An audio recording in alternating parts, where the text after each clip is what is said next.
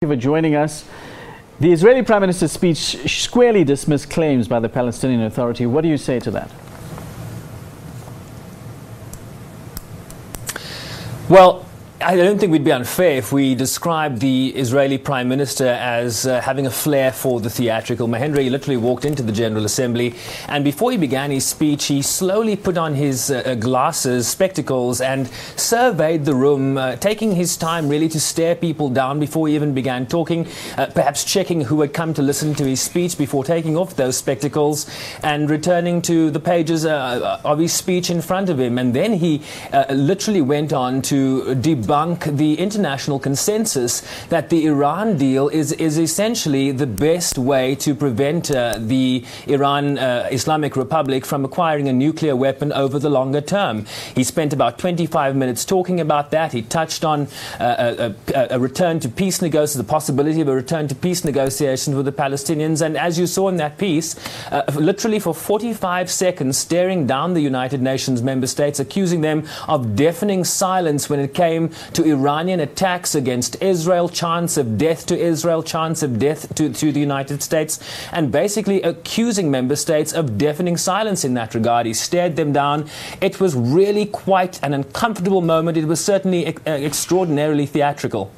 Yes, this theatricality seems to go a long way down to him attempting to quash the claims that Israel has betrayed the Oslo Agreement. Well, essentially, he didn't really deal much with the fact that, specifically with what President Mahmoud Abbas said yesterday, that they would no longer honor agreements with Israel, merely stating that that the Israeli government expected the Palestinian to honor their agreements, particularly security agreements with the Jewish state. He spoke at length a little bit about why it was important to return to negotiations, saying that Israel was ready to return to the negotiations immediately without any preconditions, but of course didn't deal with the concerns that the Palestinians have, concerns about the continued building of settlements in the disputed West Bank and East Jerusalem, an action, Mahendra, that has on a number of occasions been ruled as a violation of international law. So there are some specific issues that the Palestinians want that were actually not addressed in the speech to the UN General Assembly today.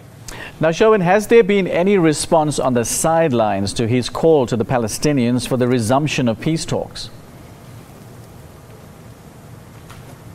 They have not. There has not been reaction. Look, I think when the two leaders come to the United Nations, there's a lot of rhetoric. They use this as an opportunity to not only address the international community, but their constituents back home. This speech went out just close to prime time, Israeli time, about 7 p.m., around 11:30 a.m. New York time. So this was really a speech very much for their supporters.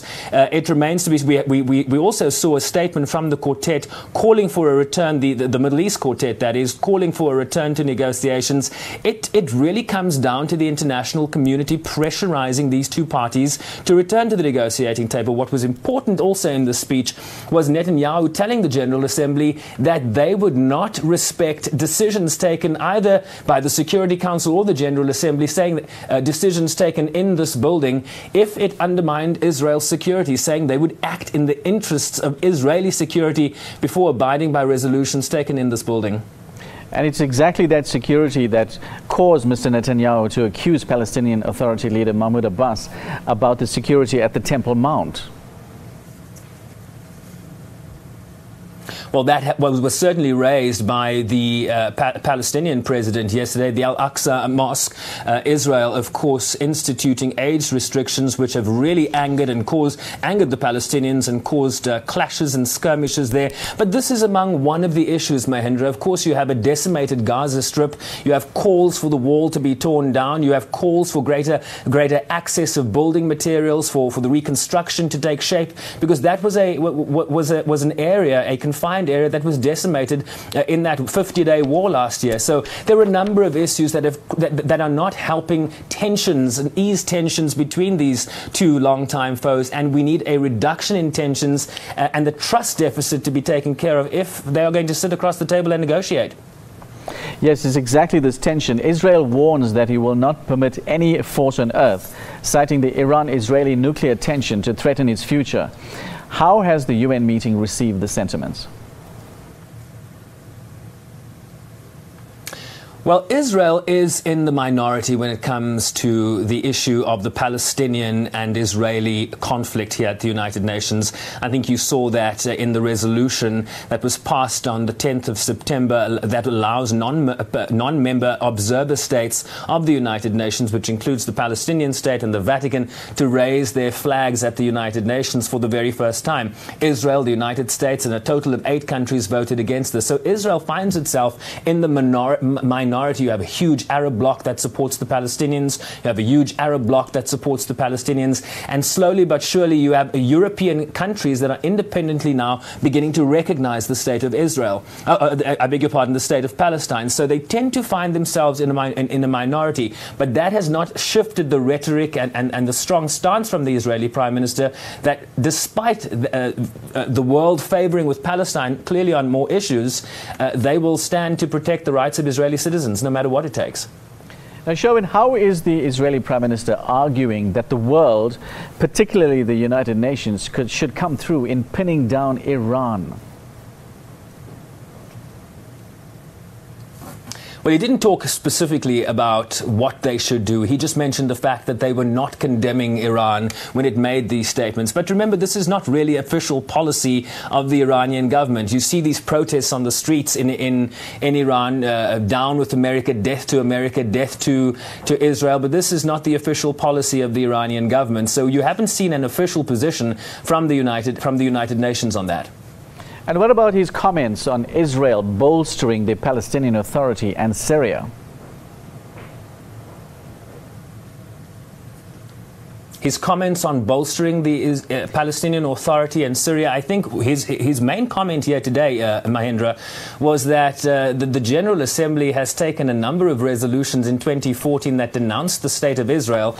Basically, there was only one resolution passed by the UN General Assembly denouncing the state of Israel. And he used that as an example of how Israel is unfairly targeted by member states here. And it speaks to the fact that the Palestinian Authority has a great deal of support. And I think, more broadly speaking, the international community is very frustrated that we have not seen progress on these negotiations. As the Middle East spirals out of control, you hear statements from the Palestinian president that until the Palestinian-Israeli question is sorted out, you will not find that all the other issues, all the unraveling of the security situation in Syria, the unraveling of the security situation in Iraq and elsewhere in the Middle East, those issues will not be solved until this fundamental issue of Israeli and Palestinian peace is brought back to the negotiation table and solved. If you remember, the Oslo Accords in 1993 were passed as a roadmap to peace between these two nations.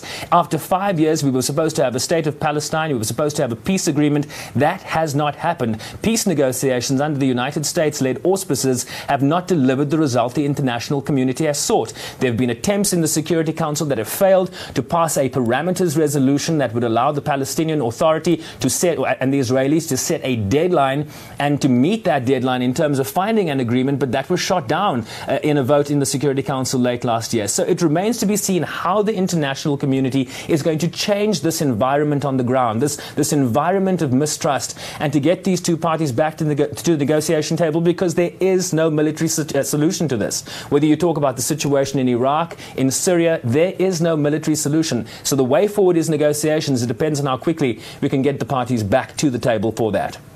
Thank you very much indeed. Sherwin Bryce-Pease talking to us from New York. Thank you.